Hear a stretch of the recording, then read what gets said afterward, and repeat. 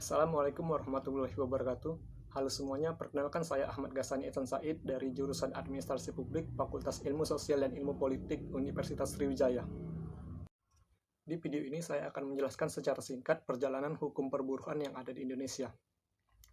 Dalam buku Hukum Perburuhan karya Kusbianto dijelaskan bahwa hukum perburuhan di Indonesia terbagi menjadi 3 fase utama, yaitu masa perbudakan, masa kerja rodi, dan masa punali sanksi. Fase pertama adalah masa perbudakan. Pada masa perbudakan, para pekerja yang dalam hal ini adalah budak tidak memiliki hak sama sekali atas hidup mereka sendiri. Budak hanya memiliki kewajiban untuk bekerja sesuai perintah pemiliknya. Dalam periode ini, muncul beberapa peraturan seperti larangan memperjualbelikan budak dari luar, serta aturan untuk menjaga agar budak yang sudah menikah tidak dipisahkan dari keluarganya. Pada tahun 1818, dilakukan upaya untuk menghapuskan perbudakan, namun tidak membuahkan hasil. Barulah pada Undang-Undang Pemerintah Hindia Belanda tahun 1854, pasal 115-117 dengan tegas menetapkan penghapusan perbudakan. Pasal 115 tersebut menyebutkan paling lambat tanggal 1 Januari 1860 perbudakan di Indonesia harus dihapuskan. Setelah masa perbudakan berakhir, muncullah sistem kerja rodi, terutama saat masa kolonial Belanda. Rakyat dipaksa bekerja tanpa bayaran untuk kepentingan pemerintah kolonial. Contohnya pembangunan Jalan Anyer Panarukan oleh Willem Daendels. Sebelumnya, pada 1813, Thomas Stamford Raffles menyatakan niatnya untuk mengakhiri kerja rodi.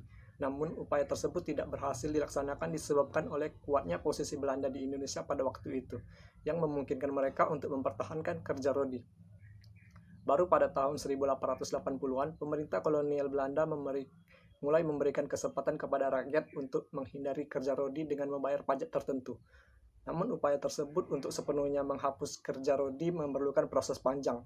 Pekerjaan rodi secara resmi dihapuskan pada tanggal 1 Februari 1938 yang menandai berakhirnya praktik kerja paksa bagi rakyat Indonesia.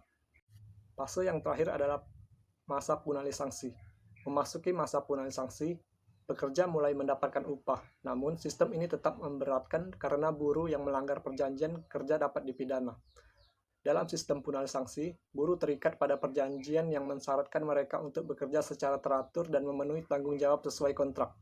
Jika buruh melanggar perjanjian ini, seperti meninggalkan pekerjaan atau tidak memenuhi kewajiban kerja, mereka dapat dikenakan sanksi hukum seperti denda yang besar atau hukuman kerja paksa tambahan selama beberapa hari. Meskipun sistem punali sanksi ini mulai mendapat kritik yang serius dari berbagai pihak, aturan ini baru resmi dicabut pada tahun 1879. Namun, implementasi pencabutan aturan ini berjalan lambat sehingga praktik punali sanksi masih terus berlanjut hingga tahun 1942 saat Hindia Belanda diambil alih oleh Jepang. Demikianlah sejarah singkat mengenai hukum perburuhan di Indonesia.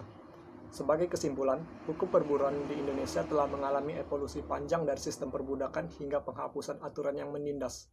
Ini menjadi dasar penting bagi sistem hukum perburuhan modern yang lebih menghargai hak-hak pekerja.